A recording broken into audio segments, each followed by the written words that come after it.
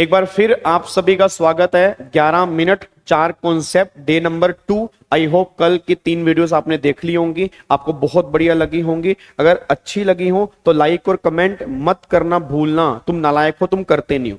अच्छा, आज जो हम करेंगे, आज हम जीएसटी से स्टार्टिंग करेंगे। एक दिन इनकम टैक्स, एक दिन जीएसटी, एक दिन इनकम टैक्स, एक दिन जीएसटी, ताकि आपका दिमाग सही से काम करे। क्योंकि अगर दिमाग दोनों में चलेगा ना, क्योंकि पेपर तो हमें दोनों का देना है, तो हमारे लिए बहुत बढ़िया होगा। अब सबसे पहले जो आज हमारी वीडियो, पहली वीडियो है जो 10 मिनट की है, उसके अंदर हम बात करेंगे कॉम्पोजिशन स्कीम का जो टॉपिक है, उसके अंदर कौन कौन से इंपॉर्टेंट पहलू है, हम उसकी बात करेंगे।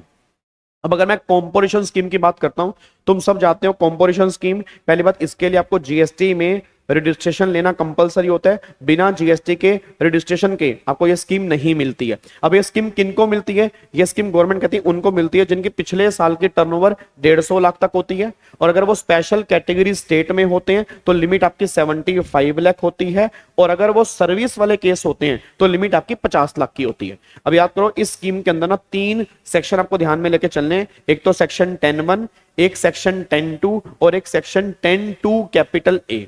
अब अगर मैं 10(1), 10(2) की बात करूंगा तो 10(1), 10(2) में लिमिट आपकी 150 लाख की होती है या 75 लाख की होती है, और अगर मैं 10(2)(a) की बात करूंगा तो लिमिट आपकी 50 लाख रुपए की होती है। और ये लिमिट तुम्हें पिछले साल की चेक करनी है। इट मीन अगर पिछले साल की टर्नओवर अगर 150 लाख तक है तो करंट ईयर में 150 लाख तक तुम्हें कंसेशनल टैक्स पे करना है, 150 लाख तक तुम्हें जीएसटी पे नहीं करना।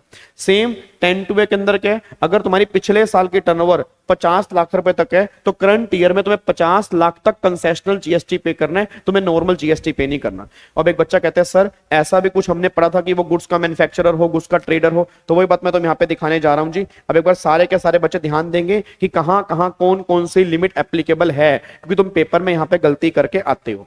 अब अगर तुम गुड्स के मैन्युफैक्चरर हो, अच्छा गुड्स के मैन्युफैक्चरर हो, बट कुछ गुड्स ऐसे हैं जिनकी अगर मैन्युफैक्चरिंग करोगे तो कॉम्पोजिट स्कीम नहीं ले पाओगे। अब वो कितने गुड्स हैं? टोटल मिला के 8 गुड्स ऐसे हैं। कौन कौन से? पति को ईंटें मारो। अब पति को ईंटें मारो मतलब पान मसाला, एरिएटेड वाटर, टबैको, आइसक्रीम, फिर 4 तरह की ब्रिक्स होती हैं। तो ये 8 गुड्स ऐसे हैं। इन 8 गुड्स की मैन्युफैक्चरिंग करने वालों को कॉम्पोजिट स्कीम नहीं मिलती, बट ट्रेडिंग करने वालों को कॉम्पोजिट स्कीम मिल जाती है। तो अगर तुम गुड्स के मैन्युफैक्चरर हो तो लिमिट तुम्हारी 150 लाख की है और स्पेशल स्टेट में 75 लाख की है। फिर अगर तुम गुड्स के ट्रेडर हो, किसी भी गुड्स के ट्रेडर हो, लिमिट तुम्हारी 150 लाख की है, स्पेशल कैटेगरी स्टेट में 75 लाख की है। अगर तुम रेस्टोरेंट की सर्विस देते हो तो लिमिट तुम्हारी 150 लाख की है और स्पेशल स्टेट में लिमिट तुम्हारी 75 लाख की है। फिर गवर्नमेंट कहती है अगर तुम इन तीनों में से किसी के साथ में सर्विस देना चाहते हो, मतलब अगर मैं गुड्स का मैन्युफैक्चरर हूं साथ में सर्विस देना चाहता हूं, अगर मैं गुड्स का ट्रेडर हूं साथ में सर्विस देना चाहता हूं, अगर मैं रेस्टोरेंट सर्विस वाला हूं साथ में कोई दूसरी सर्विस देना चाहता हूं, तो भी मैं ये स्कीम ले पाऊंगा। बट सर्विस देने की लिमिट कितनी होगी? पिछले साल की जो भी टर्नओवर होगी उसका 10% और 5 lakh whichever is higher, मतलब मैक्सिमम मैं यहां तक की सर्विस दे सकता हूं, इसके ऊपर की सर्विस मैं नहीं दे पाऊंगा। बस ये पर ध्यान दो, ये सर्विस की लिमिट है। ठीक है। अब एक बच्चा कहता है सर अगर मैं एक्सक्लूसिव सर्विस देना चाहता हूं, एक्सक्लूसिव सर्विस का मतलब है मान लो मैं सैलून की सर्विस है, रिपेयर मेंटेनेंस की सर्विस है, तो फिर आप 10(2)(a) में जाओगे। और 10(2)(a) में चाहे तुम स्पेशल स्टेट की बात करो चाहे नॉर्मल स्टेट की बात करो, लिमिट तुम्हारी 50 लाख रुपए की है। और अगर तुम्हारा काम मेजरली सर्विस देने का है, तुम साथ में थोड़े से गुड्स की सप्लाई करना चाहते हो, कर सकते हो, कोई दिक्कत वाली बात नहीं है, बट तो भी तुम्हें 10(2)(a) लेना पड़ेगा। लिमिट तुम्हारी 50 लाख रुपए की होगी। बस ये पर ध्यान दो। जो तुमने 10% वाली लिमिट पढ़ी है ना, वो तब लिमिट एप्लीकेबल है अगर तुम्हारा काम गुड्स का मैन्युफैक्चरर है, तुम गुड्स के ट्रेडर हो, रेस्टोरेंट सर्विस वाले हो, उन तीनों के साथ में सर्विस देना चाहते हो, तो वो सर्विस की लिमिट है। अगर खाली तुम सर्विस देना चाहते हो तो फिर तुम्हारी 50 लाख रुपए की लिमिट एप्लीकेबल होगी, वो 10(2)(a) में एप्लीकेबल होगी। बस ये पर ध्यान दो। एक तो ये मेन बात है इस चैप्टर के अंदर। दूसरी मेन बात, अगर तुम कॉम्पोजिशन स्कीम ले चुके हो, तुम कॉम्पोजिशन स्कीम वाले हो, तुम इंटर स्टेट सप्लाई नहीं कर सकते। मैं दोबारा बोलूंगा, इंटर स्टेट परचेज कर सकते हो, परचेज करने में कोई दिक्कत नहीं है, बट इंटर स्टेट सप्लाई नहीं कर सकते। इस चैप्टर में एक बात और ध्यान देने की है, अगर तुमने कॉम्पोजिट स्कीम ली है, तुम आईटीसी नहीं मिलेगा, तुम्हें आईटीसी नहीं मिलेगा। जो भी तुमने जीएसटी पे किया you can not claim ITC, और जो भी तुम कंसेशनल टैक्स पे करोगे उसका भी तुम आईटीसी क्लेम नहीं कर पाओगे। बस ये पर ध्यान दो। एक बात और ध्यान देने वाली है, कॉम्पोजिशन स्कीम के अंदर जो भी टैक्स का बर्डन होगा वो तुम कंज्यूमर की जेब पे शिफ्ट नहीं करोगे, तुम्हारी जेब पर ही बर्डन होगा, वो तुम्हें खुद अपनी जेब से पे करना पड़ेगा। बस ये पर ध्यान दो। एक बात और ध्यान देना, कॉम्पोजिशन वाले जो हैं वो बिल ऑफ सप्लाई इशू करते हैं, वो टैक्स इनवॉइस इशू नहीं करते। बस ये पर ध्यान दो। एक बात और ध्यान देना, जो नॉन रेजिडेंट होते हैं और कैजुअल टैक्सेबल पर्सन होते हैं वो भी कॉम्पोजिशन स्कीम नहीं ले सकते हैं, वो कॉम्पोजिशन स्कीम से बाहर हैं। फिर अगर कोई person exclusively non taxable goods की सप्लाई कर रहा है या एग्जम्प्टेड गुड्स की सप्लाई कर रहा है, वो भी कॉम्पोजिशन स्कीम के एलिजिबल नहीं होता, वो भी यहां से बाहर है। बस ये पर ध्यान दो। अच्छा एक बात और ध्यान सुनना, अगर मान लो मैं नॉर्मल स्टेट में भी काम कर रहा हूं, मैं स्पेशल स्टेट में भी काम कर रहा हूं और सेम पैन के अंदर मेरे दो बिजनेस हैं, मतलब अब नॉर्मल में 150 लाख की लिमिट है, स्पेशल में 75 लाख की लिमिट है, और मैं दोनों में काम कर रहा हूं और मान लो इंट्रा स्टेट सप्लाई कर रहा हूं तो लिमिट रिड्यूस टू ₹75 लाख। मैं तो कहना क्या चाह रहा हूं, अगर मान लो मैं हरियाणा में भी मेरा एस्टेब्लिशमेंट है और एक त्रिपुरा के अंदर भी है तो लिमिट मेरी 75 लाख मानी जाएगी, लिमिट मेरी 150 लाख नहीं मानेंगे। मतलब जब टर्नओवर एग्रीगेट करेंगे तो 75 लाख के बेस पे काउंट करेंगे। बस ये पर ध्यान दो। इस चैप्टर में एक बात और ध्यान देने वाली है, अगर आपको कॉम्पोजिशन स्कीम लेनी है तो फिर आपको जितने भी ब्रांचेस हैं, जितने भी ऑफिस है, सबके लिए लेनी पड़ेगी, और अगर छोड़नी है तो सबको छोड़नी है। मतलब ऐसा नहीं हो सकता कि कुछ के लिए नॉर्मल स्कीम, कुछ के लिए कॉम्पोजिट, ये पॉसिबल नहीं है। लेनी है तो स्कीम सबको लेनी है, छोड़नी है तो स्कीम सबको छोड़नी है। बस ये पर ध्यान दो, ये पॉइंट भी इस चैप्टर के अंदर इंपॉर्टेंट है। एक पॉइंट यहां पे और इंपॉर्टेंट है, सर जो हमें टर्नओवर निकालनी होती है वो टर्नओवर कैसे निकालते हैं? देखो टर्नओवर दो निकालनी होती है, एक तो पिछले साल की टर्नओवर निकालनी होती है, पिछले साल की टर्नओवर निकालनी होती है एलिजिबिलिटी के लिए कि मैं स्कीम लेने के एलिजिबल हूं या नहीं हूं।